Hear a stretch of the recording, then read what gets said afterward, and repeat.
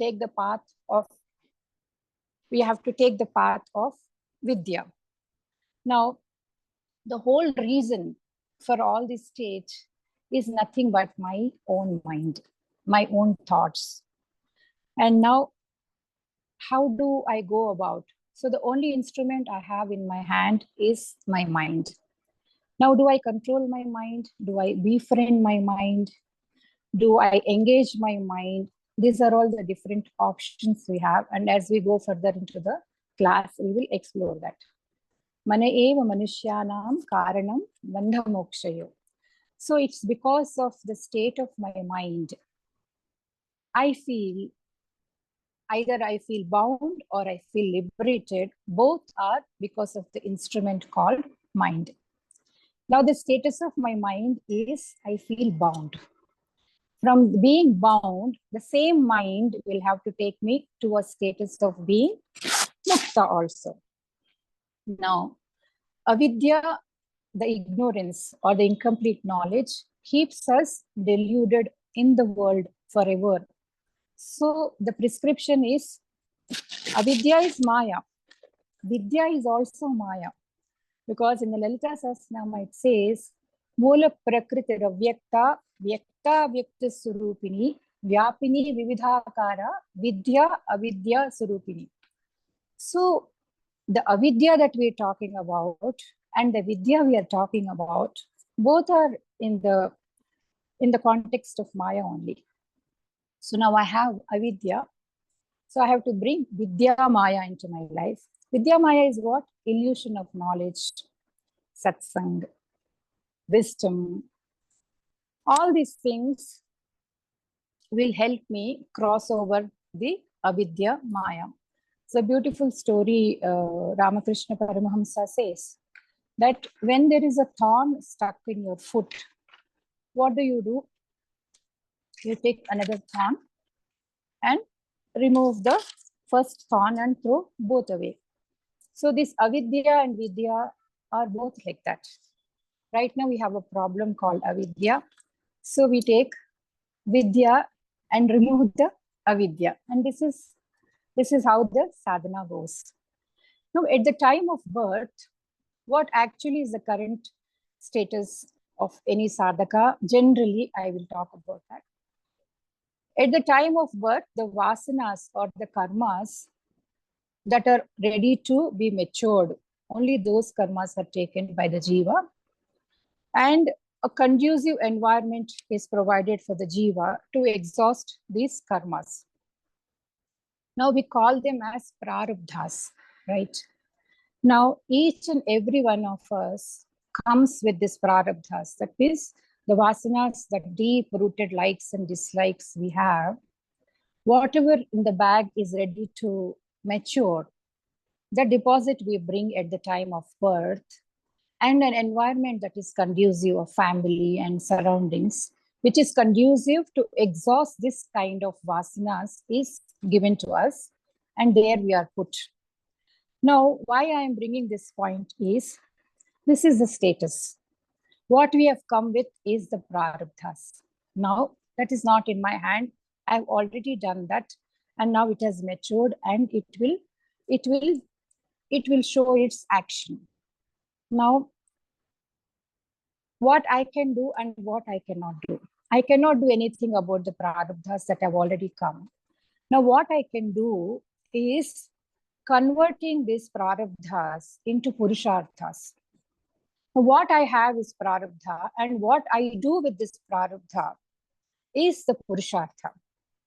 Now, many times, we often come across people saying, I wish I was born in a different household. I wish I had a better father. I wish I was more educated. I wish this thing happened in my life. Then the outcome of my life would have been better. So instead of struggling with this, because there is no choice in this, we have already come with this. So a wise sadhaka's thinking process would be, now let me make peace with the situation that I am into, because I cannot do anything about it. Now, what I can do with what I have is in my hands. Now, all of you know Purusharthas. So at the time we are born with these prarabdhas, and how I lead my life. That means dharma, artha, kama, moksha, 4 purusharthas, 4 goals are given for the human life. Now, the last one, moksha, is according to the Shastras, it is already given to us. Now, what we have in hand is dharma, artha, and kama. Now, keep dharma as the holding principle. Now, artha and kama is what? Whatever wealth, resources that I earn in the life. And kama is my desires. Again, I have set of desires. Now, if I attach dharma to this artha and kama, whatever I do in this life, instead of following my earlier pattern of likes and dislikes, I like this, I don't like this, hence I want to do this, and I don't want to do this. Instead of following that pattern, now a sadhaka has to follow a pattern of dharma.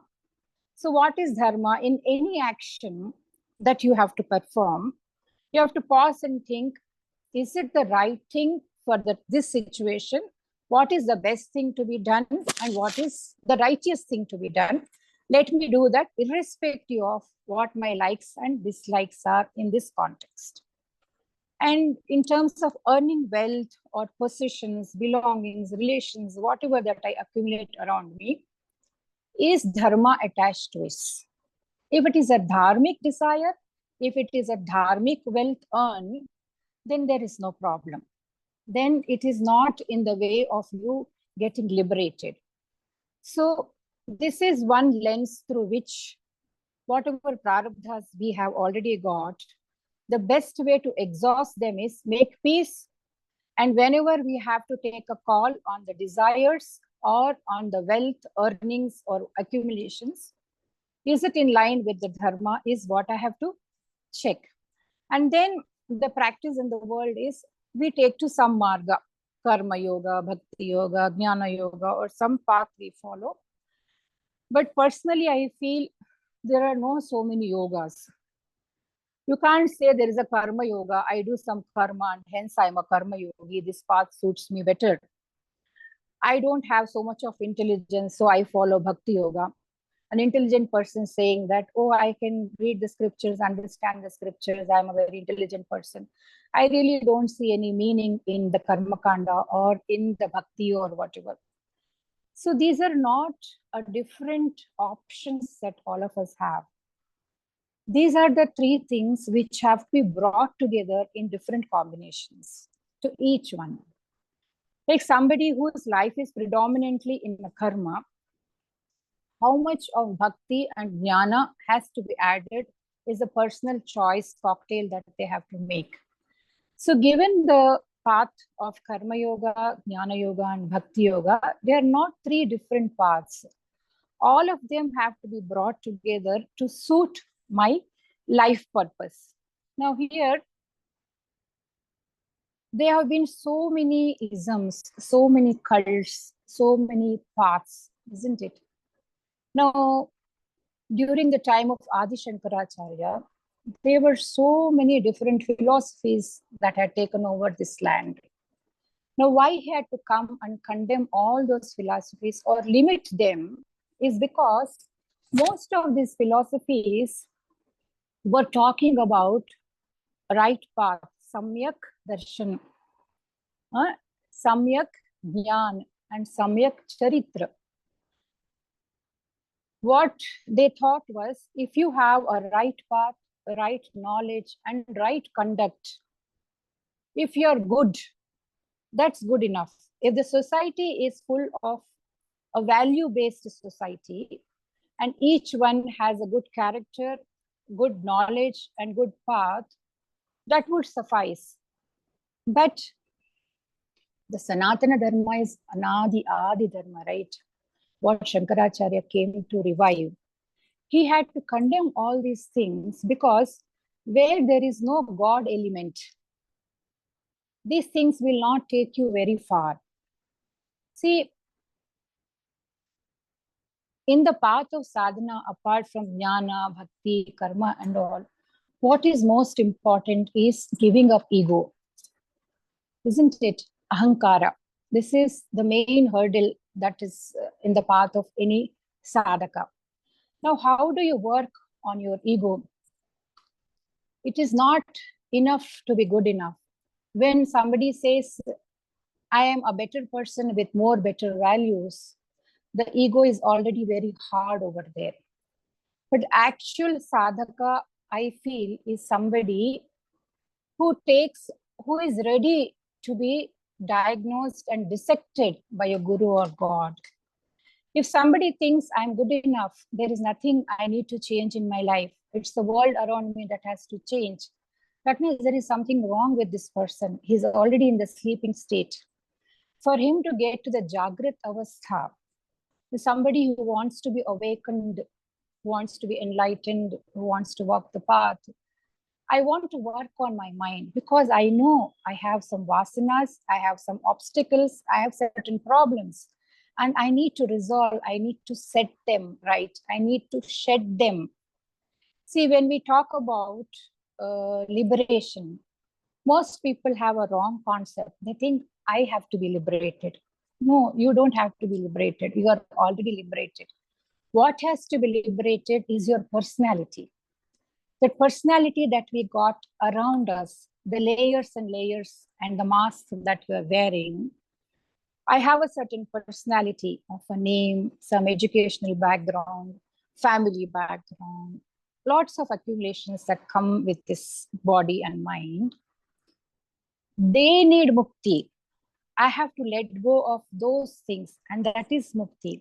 When I let go of these personality traits that I have accumulated, I'm already a mukta. This is a journey of discovering by letting go of. So when that God principle is not there, when you don't take ashraya in the universal cosmic Shakti, when you say, I am good enough and the qualities that I'm gaining are good enough, without the God principle, it is not possible to get liberated from all these personality traits that I've been carrying with myself. Now, this is my current state or status of any sadhaka generally.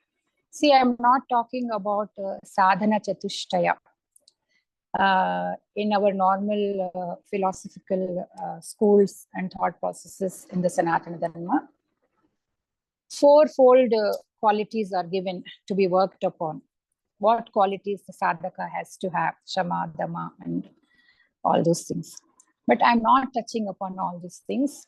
I'm only going in a personal way as my journey has taken me, and particularly in the path of srividyã. Now, the mistakes mostly the sadhakas do, I will talk about it. See, most of us are already finished products by the time we start to take to a certain path. We're already old enough to be rectified. So the package is, I have some thoughts, I have wrong notions, but I don't agree that they are wrong notions. I have some very old patterns. The wiring in the brain is such that I keep falling into those loops again and again. Now, what does a typical sadhaka do? I protect my thoughts, the wrong notions, my old patterns, everything intact. So when I say I am starting the journey on certain path, I am doing the sadhana of srividyã, I am doing the sadhana of Brahmajnana or whatever, or Shiva or Vishnu or whatever. Now I am already like this. I think if I get some bookish knowledge, I go to Gita classes, I go to Lilita Sahasranama classes, or I just listen to pure wisdom from some Swamiji, knowledge sharing somewhere. With this bookish knowledge, as I am, because everybody thinks that we are in the perfect shape, there is no need for us to change. If at all any change has to happen, it has to be from the world. The world has to change and I am perfect. This is the attitude all of us have. Now, simply listening won't help. Simply going for knowledge classes, simply understanding. How many times you would have heard Aham Brahmasmi. 1,000 times you would have heard. But if you see the rishis and munis in the Upanishads, all of them, the student, when you see the samvada between the teacher and the student is well accomplished. He would have had a great life. He would have accomplished everything that could be accomplished in the material plane. And he has got a certain state of mind which is well worked upon, ready to receive the knowledge. That jnana yogyata has already come to them. They lived a life like that. And when they come and sit in front of the guru and they ask questions, who am I, what is this world, who is God, whatever, different Upanishads have different orientation, but the subject and the concept is the same. And through the samvada between the student and the teacher says, Tattvamasi, you are that. And this man gets up and he says, I've understood, I'm finished, I'm done. In one class, in one discourse between a student and a teacher, the job is done. But we would have heard this Mahavakyas thousands of times in our life, but nothing happens because this knowledge has not percolated. It is not my anubhava. It is anubhava of somebody, and by listening to the anubhava of somebody, I am not going to get anywhere. So simply by listening, and if I'm intact, I'm not ready to work on myself, we are not going anywhere. We are just fooling around. Now, what I need to do is, whatever these things that I'm protecting, I need to let go of. What needs to be protected and what needs to be sacrificed and let go of, that understanding has to come. The hard ego with all this baggage I already have, and I'm making it more and more tough by wearing many more coats. And also at the same time, I'm trying to push the limits of boundaries of who I am. I'm already limiting myself. I'm adding heaviness. And at the same time, I'm also trying to push my boundaries and say, I am that Paramatma. I am not the body. I'm not the mind. I'm saying all these things, but my actions are in the reverse direction. So what happens is, what we are saying and what we are doing, there is no connect between the two. Now, if we have to succeed somewhere, these conflicting energies, they have to work together. It has to be one energy. This energy has to become one. In one direction, it has to work. And why most sadhakas don't get a breakthrough in their journey is because when I start the path, I say, I'm Radha, I'm so-and-so, I have these degrees, I have these talents. Now I am doing karma yoga, I am doing upasana, and I meditate at 3 o'clock in the morning. Then I go for knowledge classes. Then I recite 10 times in a day, Lalita Sahasranama, and I do puja for 5 hours. Oh, you're doing puja for 5 hours. I do puja for 6 hours, is one person says. Another person says, oh, you all do puja for 5 hours and 6 hours and meditation for 3 hours. I don't have time. My Guruji told me that if I consistently do meditation for 10 minutes before I sleep, that will be good enough. See, so many things, so many layers are coming on to me. I am doing sadhana to free myself, isn't it? To liberate myself. But what is happening in the actual journey is, I am adding more and more layers to myself. Now, the simple thing I feel very funny sometimes is, many people, already we have so many things attached to us. See, if you see Mahatmas, they don't want to talk about their past. They don't want to talk whatever they have achieved in their life, what they have given up in their life. Nothing they want to talk about. They say Rishi Moolam and Nadi Moolam, we should never go and find out. Because the persons as they started and what they have become now is different. They are not the same people who started this journey. I see many, please don't mistake me. I come across many so-called enlightened souls who keep on saying that in my Purva Ashrama, I used to be an accomplished person. I was the CEO of so-and-so company. My company was functioning in 5 or 6 time zones. I was a multi-millionaire before. Or even if the Swamiji doesn't talk like that, his disciples or whatever, they never let you forget what they have given up. So what is the use of giving up that? Isn't it? So many people in the profession, like, they are so attached to their professions. They want to be referred to as doctors, teachers, ex-MLAs, IAS officers, IPS. I have served as IPS 10 years back. But how is it relevant when you're a sadhaka? See, all these become the hurdles. You're adding more and more layers. This is what we have to give up. We have to give up body identification. We have to disassociate, distance ourselves from the so-called thoughts that I define myself. What is my personality at the end of the day? I define myself in a certain way by the way I think, by the way I function, by the way I like, by the way I don't like. These are all the definitions I have about me, isn't it? Now, this is what I have to get rid of, isn't it? So many a times I feel the greatest of sadhakas, they have such strong identities, and this becomes a big barrier for them, and they don't get that required breakthrough in their life. Of course, many people say, unless you're an accomplished, great person, people don't listen to you when you talk. But who is interested in somebody listening to us or not? We are not here to become famous, to become popular. This knowledge is not for that. I am here to shed myself. I am here to discover my divinity. I am here to liberate myself from the so-called cage that I have put myself into. See, this is working against my purpose. And most of the times, this is what happens. Like, many people come to me, not that I am a skilled person to advise them or whatever. They ask, we were doing certain sadhana and this and that and all. And when I discover some roadblocks, and when I tell them, please don't do this or do this, they go back and say, we want to continue with this. Because why are you doing a certain practice? Is to get rid of certain thing.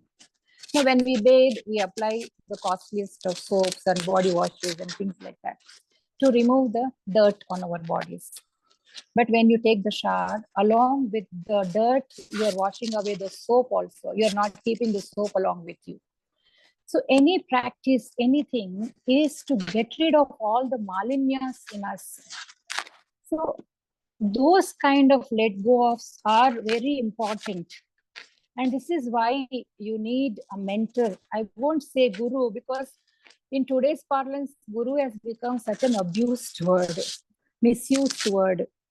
It's not used in the right context.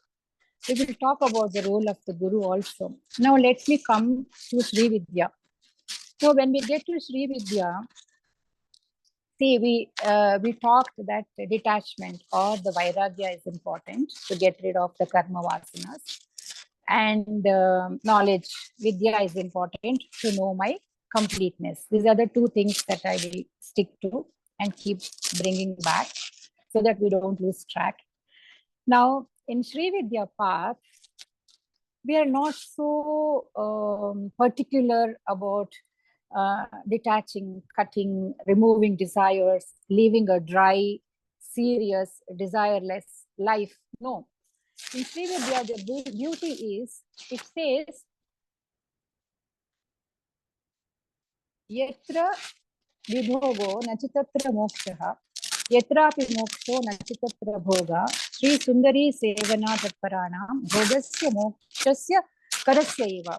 When you come to Srividyā, that is Sundari Vidya, we are not so particular. There are certain Vidyas which will only take you to the Moksha Marga. They won't give you Bhoga. And there are certain paths which will give you Bhoga, but they will not give you Moksha. But Srividyā is one Vidya which will give you Bhoga and also which will take you to Moksha.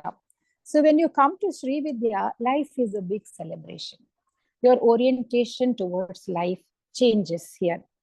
Now, it is not about leading a very dry, dispassionate, desireless life. Srividya says, you have desires, come.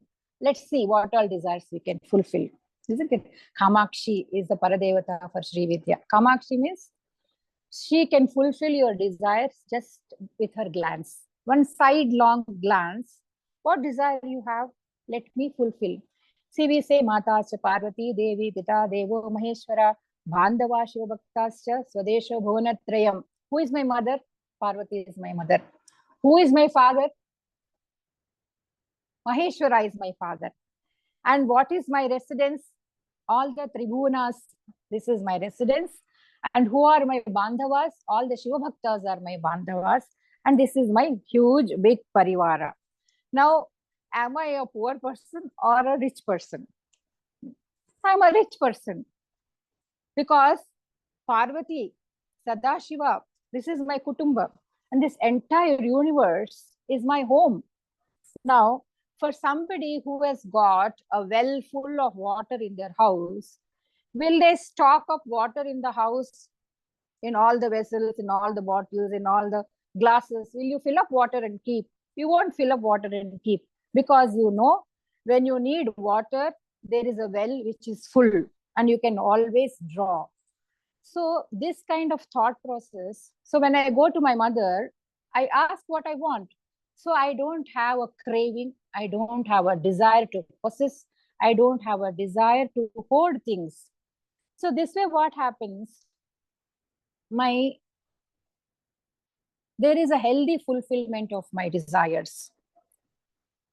Of course, in Srividya also, all your desires are not fulfilled. The desires that are lawful, dharmic. If you're a hungry person, yes, you have to be given food. Then only we can talk to you about Moksha Vidya. You can't talk Moksha Vidya to a person who is deprived in his life. He has to be fed, his belly has to be full, he has to be clothed. Minimum requirements for a decent living, a human living, has to be provided. And then let's sit and talk about higher knowledge, moksha, and all those things. With this, what happens is you start getting a beautiful kind of, healthy kind of vairagya. And how this vairagya comes also, like if you see the picture of Lalita Mahatripura Sundari, she'll be having 4 arms.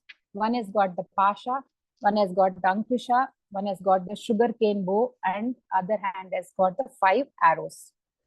Now, this kind of description, why it is described also, I will tell you. I'll go a little further. Now, actually in Srividya, when somebody starts the journey, it is about the mantra shastra only.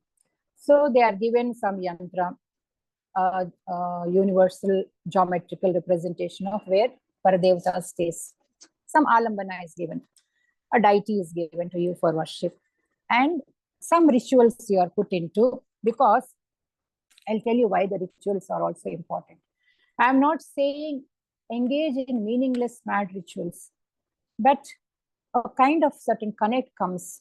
You know, you start lighting a lamp, you start gathering some flowers, doing some archana, offering some naivedya to the Lord. With doing all these things, what happens? Your connect with the God comes back. Now you start thinking, okay, now what can I do for the God? This kind of thoughts. See, when you're working on the mind cannot be controlled. If you control the mind, all the vasanas will keep coming back in the double force. So what we have to do is engage the mind. Befriend the mind. You have to make your mind as your friend. Now, earlier the mind was occupied with all the things in the world. My senses and my mind both were occupied with outside things. Now, I replace the outside things and I engage my mind in something little higher than what I was occupied with.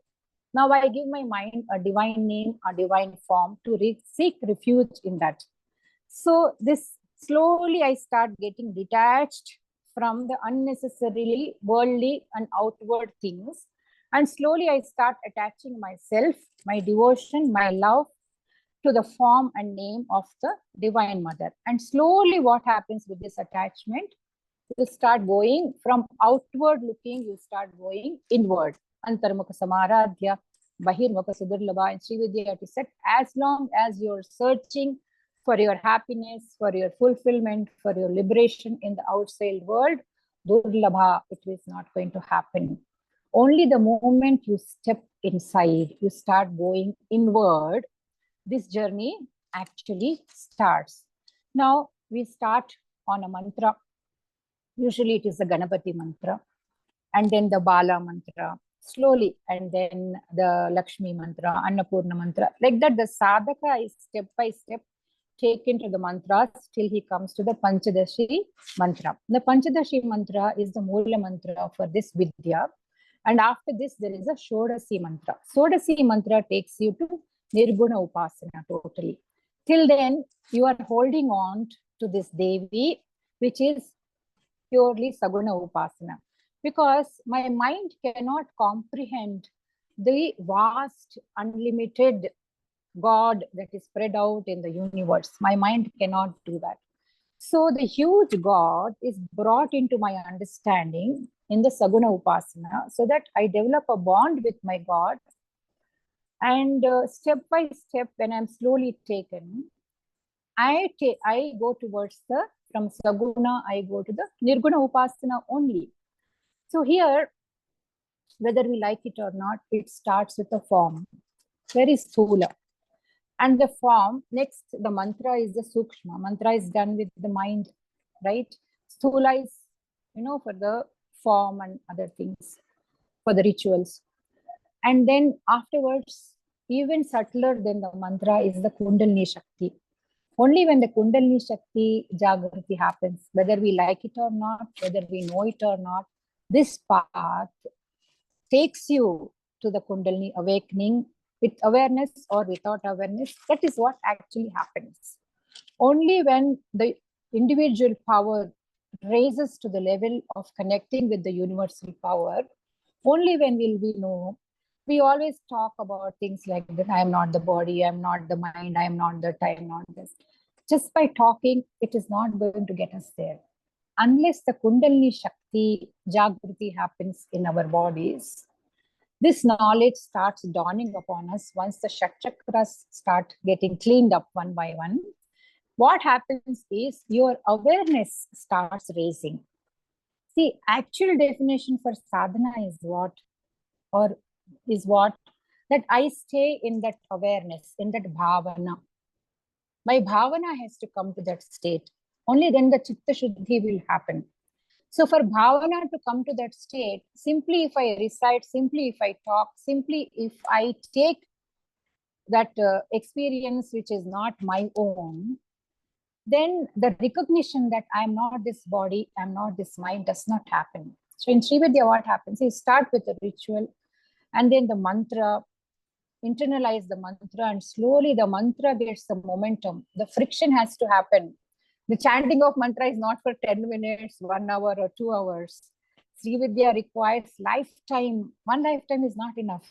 So your entire being, your entire time, entire life has to be given, because this is the ultimate sadhana that we are doing. So if you do that mantra continuously, there is a friction, manthana created. Manthana happens. The friction happens inside you. And because of this friction that is created by the mantra Shakti, slowly the energies that were dormant in you starts raising up. And hence, as soon as the Vedana happens, Brahma Grandhi, there is a Grandhi, there is a knot in the navel region. The knot has to be broken physically or physiological, whatever it is, energy-wise or whatever. Only when that knot is broken, I realize that I am not this body. Then the Vishnu Grandhi Vedana has to happen. Then only I realize that I am not these thoughts.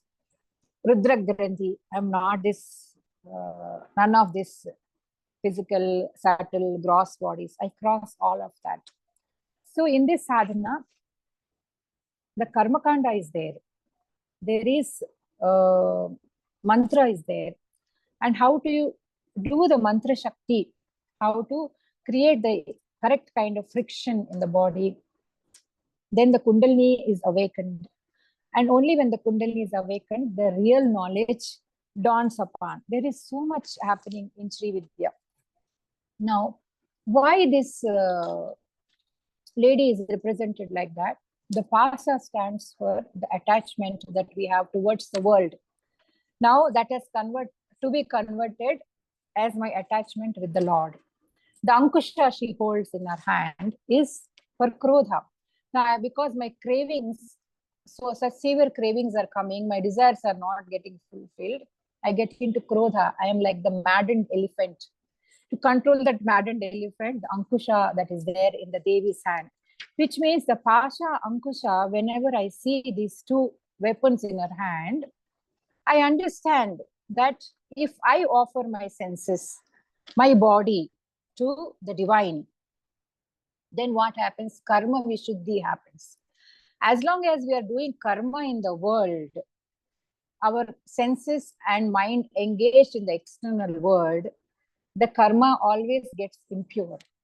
So the same karma, if we do towards mind and senses withdrawn and offer it to the Lord, like for example, small activities, like, morning when you bathe, you think the Devi inside you is getting Abhisheka. When you cook food, it is not a mundane activity that I am doing for some family member or some child. I'm preparing prasada for my Sri Devi in my house. Every activity that we do has to be taken to another level of divinity. All the mundane activities that I am doing in the house or in the world, they have to be elevated to divine activities. Once I do that, and the sugar cane in her hand represents my mind. How the quality of my mind should be like the sweet sugar cane. No matter how many times it is crushed, how many times the juice is taken, it still tastes sweet at the end of the day. And all the 5 arrows in her hand are the Panchatanmatras, Shabda, Sparsha, Rupa, Rasa, Gandha. So these senses together with my mind and my desires and all my Kama, Krodha, Lobha, Madha, Moha, Matsarya, everything I am submitting. And like they are like the weapons in the Sri Devi's hand. So I'm offering my mind totally to her. I'm saying, here is my mind. You please keep it as your weapon. Sharpen it. Make it a good instrument which can be used for the upasana of the Devi. So all my thought processes, all my karmas, all my actions, all things, the moment I shift my mind and organs, and the senses from the outside world into the world of upasana, the karma vishuddhi happens. Only when the karma vishuddhi happens, that pasha that we are attached with, Pashu Pasha Vimochini. She will remove that pasha, that attachment. I am like an animal, like a pashu. I have something around my neck. The karma is, wrapped around my neck. And the rope is held by the Devi. The control is in her hand. So when my karma vishuddhi happens, please listen carefully. Karma vishuddhi, bhava shuddhi, both are very important in Srividyā, or for that matter, any upasana. Now, having done this way, this is the only way I can divinize my karma. This is the only way I can purify. We can do the shuddhi of the karma that I am doing. Instead of doing it for the world, now I do it for her. So this is the only channel through which the karma gets purified. Now, what role should a guru play? Very, very tricky, isn't it? See, from time immemorial, there have been good gurus, there have been bad gurus, and all kinds of gurus in this world.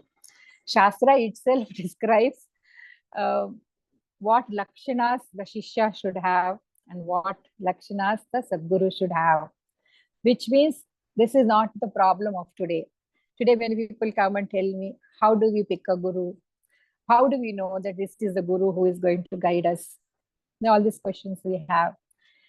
It is not wrong to have questions like that, it is very good. But we should remember that she is our Guru. Guru Mandala Rupini is Lalita Mahatripura Sundari. She is our Guru, actual Guru. But she will send some human Guru as and when we require the direction in this path. So don't be too worried about good and bad Gurus. All kinds of Gurus will come into our life. And depending on the determination and strength of our will to walk, the good people will stay with us and bad people will automatically fall away. So we need not invest much time into inquiring into whether they are good or bad, whether I have been cheated, whether they were commercial, whether they were true to their self. These questions, the path will take care of these questions. But my understanding about a Guru is, we say Guru Brahma, Guru Vishnu, Guru Deva Maheshwara. So our understanding is Guru is Brahma, Guru is Vishnu, and Guru is a Maheshwara. And hence, he should know everything. He should create, he should sustain, and he should destroy also. That is not, that is one way of understanding, and we appreciate that. But in a serious sadhaka or a sincere sadhaka's life, when a Guru enters, Guru Brahma, he is a creator. What is he creating? He is creating a sadhaka. And a sadhaka, a sincere sadhaka is born in me because a Guru has created that sincerity, a seeker in me. Now a seeker is born. From where the seeker is born? The Guru's role is to create the seeker in you. Next, Guru Vishnu. The seeker that he has created, who has longing for knowledge, to walk the path irrespective of the difficulties and all those things. Now this Guru's job becomes to sustain the seeker irrespective of what happens in both of their lives. Each time I come to a Guru with a problem that the path is difficult, my personal life is difficult, and the whatever, that light which has lit in me of seeking the truth, that light, that lamp has to be held very carefully and sustained right through by the Guru. And that's when he becomes the Vishnu in my life. And Guru Brahma, Guru Vishnu, Guru Deva Maheshwara. How does he become Maheshwara in my life? All the obstacles that come in my life as a sadhaka, my Guru should stand behind me and he should help me in removing, along with me, removing those obstacles in my life. If you have understood this definition of a Guru, it could be anybody, it could be 100 people, it could be one single person. So somebody who has awakened that seeker, sincere seeker in me, who is sustaining that seeker in me, and who is removing and helping and standing by me to remove the obstacles that come in my sadhana, then he is the Sadguru in my life, isn't it? So it is a very long journey, and you may start your life at a very fancy Guru's place who has got lakhs of people following. That is a starting point. But it is your personal responsibility to grow, to walk this path. And other than knowing your true self and getting enlightened, there is no bigger purpose in our life. This is the only purpose we have in our life. So if one person also gets enlightened, that is the biggest favor he can do to himself and to others who are around him. So this is a big purpose. And in this purpose, whoever plays this role of igniting the seeker in you, sustaining the seeker in you, and standing by you, no matter what may come, and working together with you to remove the obstacles, that is the true Sadguru in your life. And you really need that kind of Gurus in your life. Because when you talk about Kundalini sadhana and things like that, it is not joke. It is not that every day somebody gets to do these kind of serious sadhanas. So continuous that mentorship is required. Now, for the real jnana that if it has to happen in our life, always we hear that Chitta Shuddhi is required. Now, what is this Chitta Shuddhi? Now we talked about how to do the karma vishuddhi. Now we'll talk about how to do the Chitta Shuddhi or Bhava Shuddhi. Both are the same. Now, also when you start sadhana, upasana, and keep learning new things, you still have not reached there, but you've got some knowledge. But this some knowledge is also very dangerous. It also gives rise to a lot of ahankara. So this is a point that we need to check. Now for jnana, who gives you this jnana?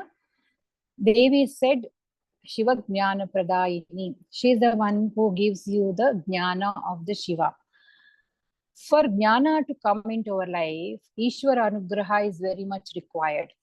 Now, what do we mean when we say that she gives us Shiva's jnana? Do we get to know the Shiva that is described in the Puranas or in the Vedic lore? That kind of Shiva, we will get to know.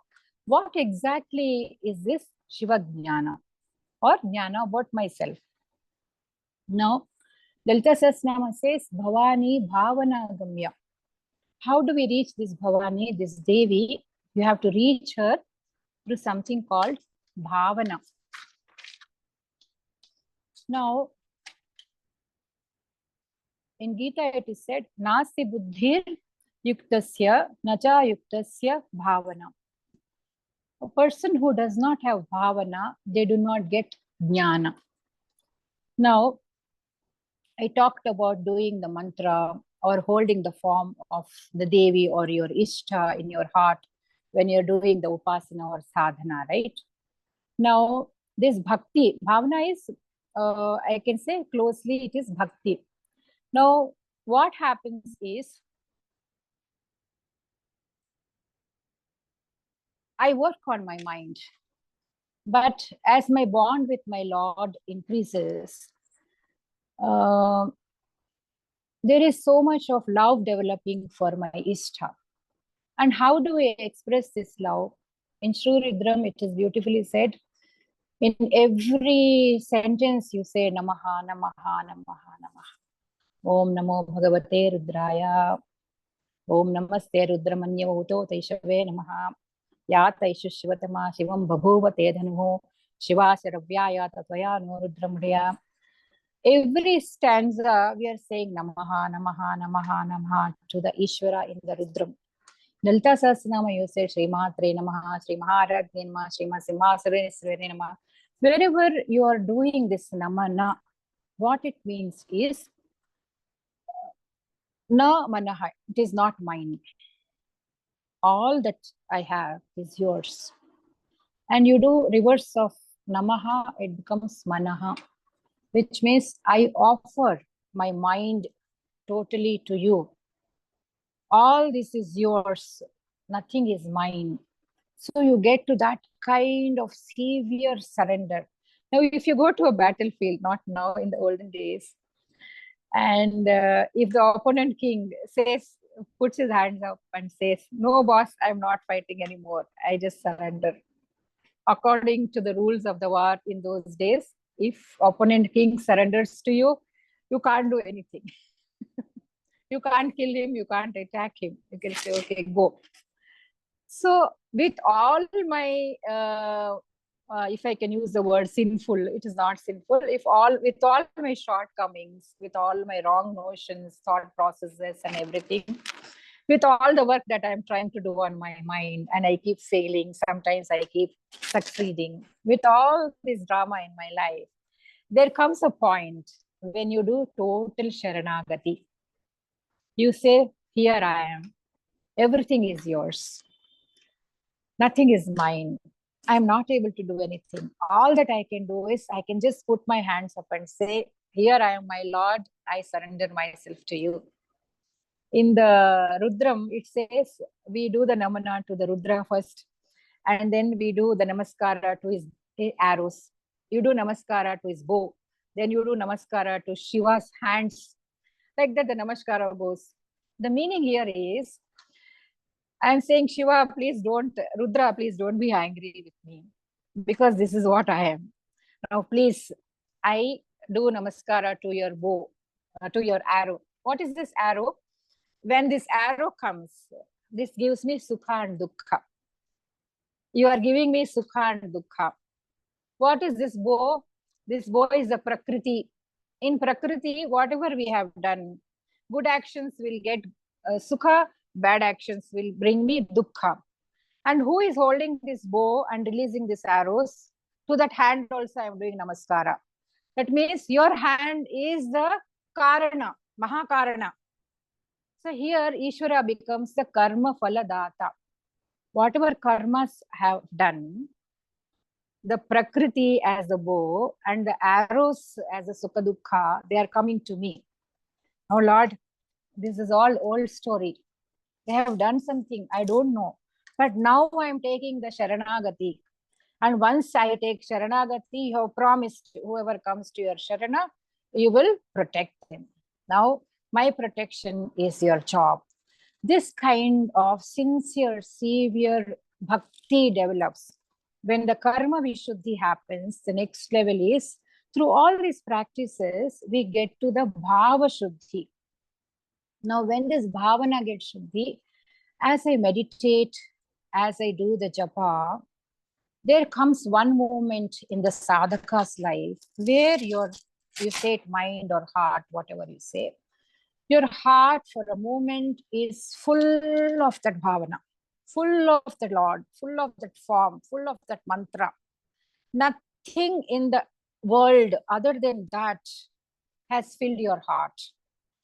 Once if that happens, if that kind of darshana of the mantra you are doing, or the ishta that you're meditating upon, one moment, if that happens in your heart, afterwards the entire world can enter your heart, nothing will happen. But that one moment, your bhava shuddhi will happen, the chitta shuddhi will happen.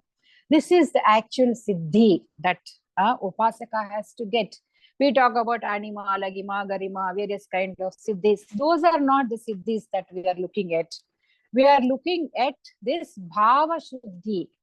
When we get to this state where my Lord, my goddess, or my Ishta, or my mantra has fully taken and filled me with divine bliss, that one moment is able to sustain. That has given me total chitta shuddhi or bhava shuddhi has happened.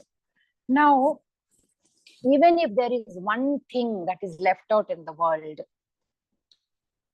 see, once this bhava shuddhi happens, how the bhakta will be?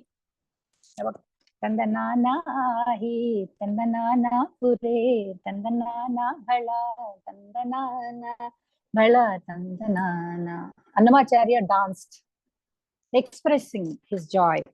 When he experienced this Venkateshwara fully filled in his heart, then he went and expressed it as a dance and a song and says, other than my Lord, there is nothing else in this world. There is no conflict at this point of time.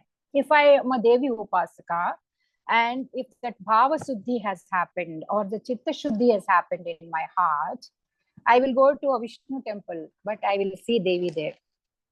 I can go to a Shiva temple, I will see Devi there. I will see Ganapati temple. I will see the obstacle removing capacity of Ganesha as my Devi. I go to Vishnu temple, I will see the sustaining capacity of Vishnu as my Devi. So everywhere in this world, see, I cannot love everybody, but I can love that one person who is there in everybody. That one Lord who is there in everybody, that love will come in my heart. So a bhakta cannot help himself other than loving everything in this world, because in my heart, I have experienced my Lord, and this Lord, I see in everything that's there in the world. Without exceptions, I will see that. And when you reach to this state, then the scripture says, this is when you become, the siddhi has come to you. And this is when the jnana yogyata comes. Now your heart is ready for the Devi to reveal the Ishvara in your life. Isn't it? Now, there is, at this state, I am seeing oneness everywhere. Now, to such person, the Shiva Darshana or the Darshana of your true self happens. Lord said, no, Krishna said, Sarva Dharman Parityajya Mameka Sharanam Braja Aham Tva Sarva Papebhyo Mokshaishyami Ma Shuchaha. Now here, Krishna said, leave all the dharmas, leave all the concepts, leave all your beliefs, leave everything so far that you have learned. You take Sharan, you take refuge in what? Aham Tva. Krishna is not saying to take refuge in a form of Krishna who is playing flute, who is playing with gopikas. He is not said to take refuge in that form. He has said, take refuge in Aham Tva, Aham Padam. What is this Aham? Universal I. A person who has got Bhava Vishuddhi, to whom the Jnana Prapti has happened, what kind of Jnana he gets? That whatever is the universal I, Tat Tvam, whatever that Tvam Padam is there, Aham Eva Idam Sarvam. Whatever I that I am calling myself right now, after I get the Bhava Vishuddhi, I am no more this Radha, I am no more this person with all the shortcomings. I have witnessed Lord in my heart, and Shiva Jnana has come to me. What kind of Jnana is that? That Jnana is whatever I is there in me, or whatever I is there in everybody in the universe, that cosmic I, and I'm taking refuge in that cosmic I.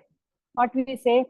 Mannatha Shri Jagannatha Madhuru Shri Jagadguru Madatma Sarva Bhutatma Tasmai Shri Gurave Namaha. What is the I in me? That I is there in everywhere. And this is the refuge that I have to take in that Aham, that Vishwa Aham that I take refuge in. So there I merge, and that is the knowledge that I am looking for. And a person who has got this kind of knowledge, how does he live in this life? He lives like a mukta. He lives like Jivan Mukta. And this whole world is like a leela. It's a game for him. And through this person, the knowledge starts to manifest. We talked about avidya, incomplete knowledge, and that's why I feel that I am not Purna.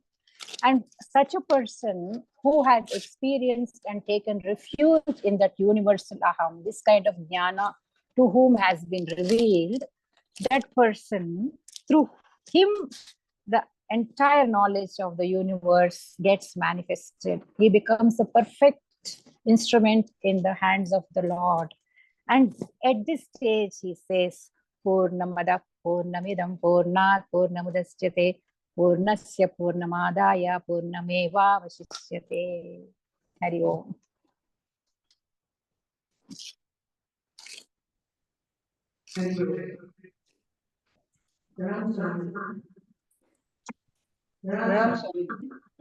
Yes. That's wonderful, Radhaji.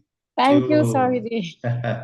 You did it again, and this time so many have joined the webinar. Number is larger than usual. That only shows how people appreciate more than anything else. You are into it so fully, I think, with all your heart. All God's grace and grace of gurus like you. So very nice, very nice. So now that is time for people to ask a question or two. Yes. Maybe we can have 5 to 10 minutes of question answer. Then Sure. Then Vibha Chaitanya will say a couple of words and we conclude.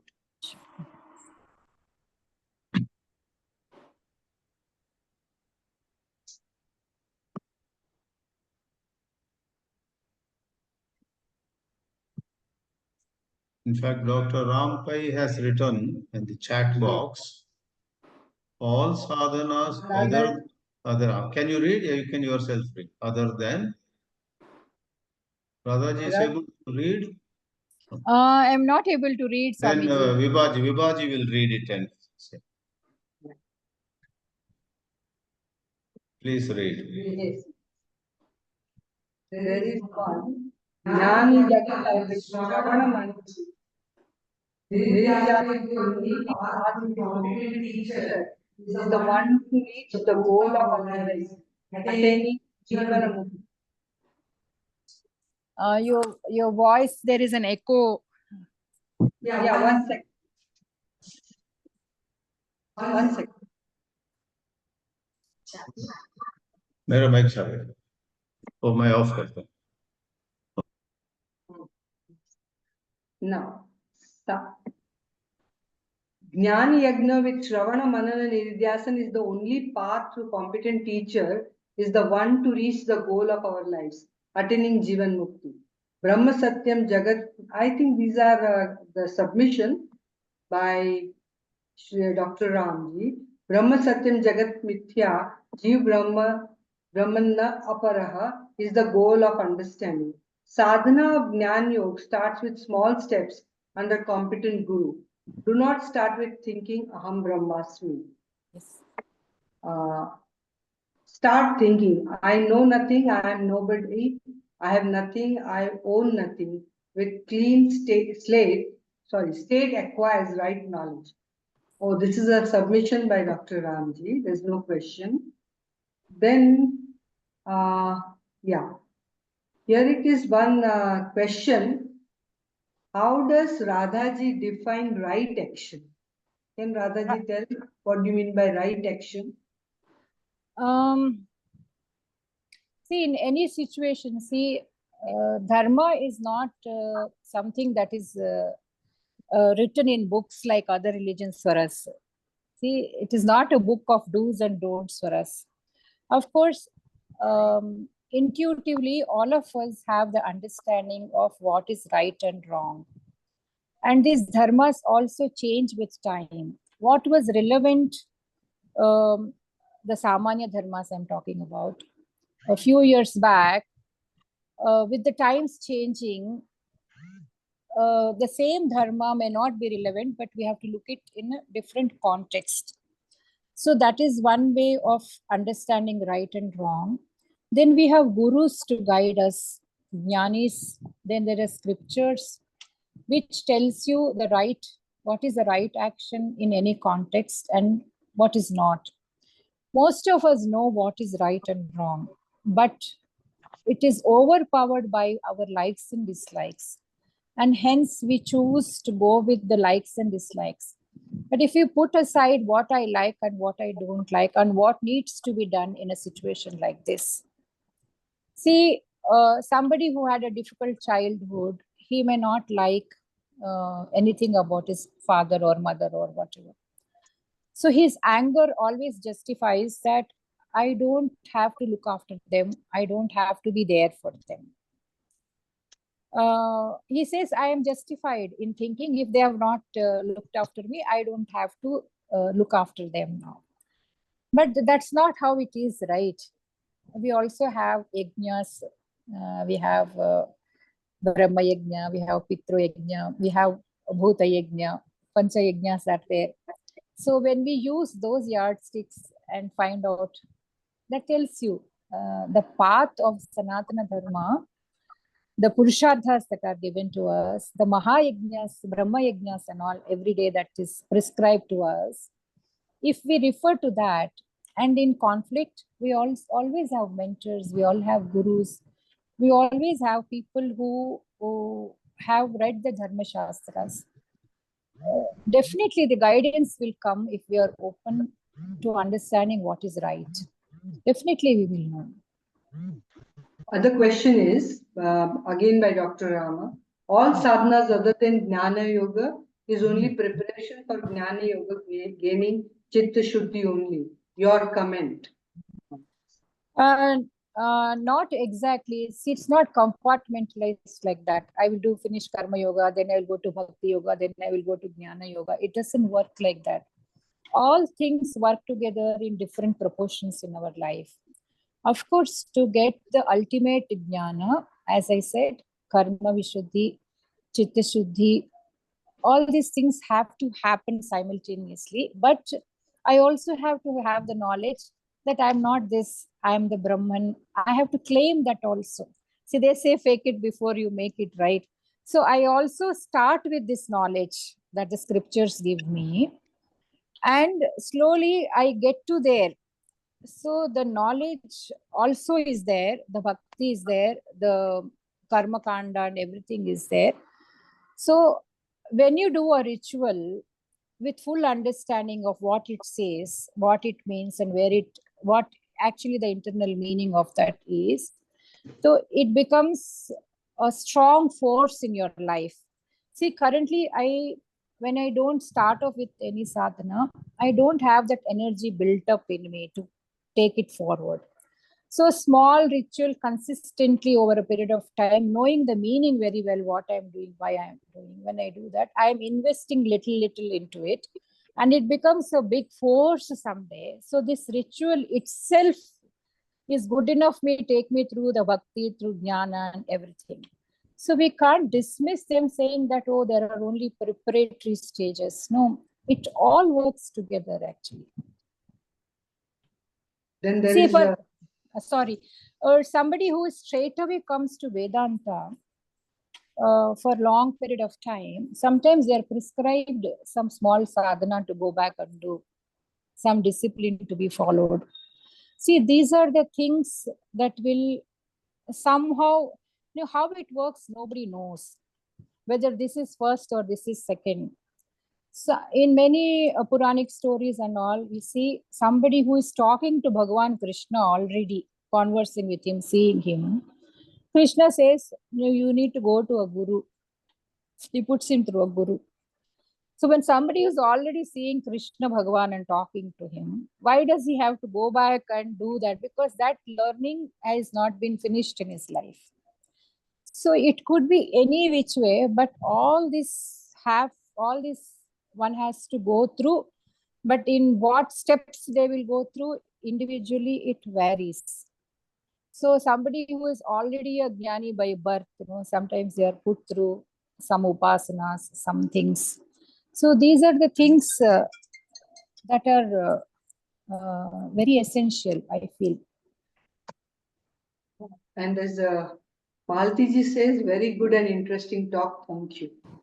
Thank you. Thank you. Yes, overall it was very interesting and very gripping, like 1 hour, more than 30 minutes passed by. Oh, And thank you it was so much. very nice.